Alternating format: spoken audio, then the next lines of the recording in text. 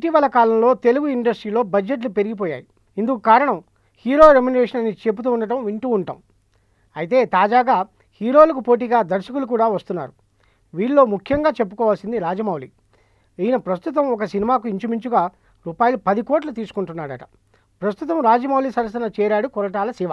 వరుస హిట్లతో దూసుకుపోతున్న శివ తాజాగా రిలీజ్ అయిన జనతా గ్యారేజ్ సినిమాకు కూడా 10 కోట్లు తీసుకున్నట్లు సమాచారం. అయితే డివివి దానయ్య బ్యానర్పై మహేష్ బాబు హీరోగా కొరటాల దర్శకత్వంలో ఒక చిత్రం రానుంది. ఈ సినిమాకు మనోడు ఏకంగా 5 కోట్లు పెంచి మొత్తం 15 కోట్ల రెమ్యునరేషన్ డిమాండ్ చేస్తున్నట్టు టాలీవుడ్ టాక్. ఈ సినిమాలో హీరోకు 25 కోట్లు, డైరెక్టర్కు 15 కలిపితే రూపాయి 40 కోట్లు అవుతుంది. ఇక సినిమా షూటింగ్ మొత్తం పూర్తి అయ్యేసరికి నిర్మాత దానయ్య ఎంత ఖర్చు చేస్తాడో మరి.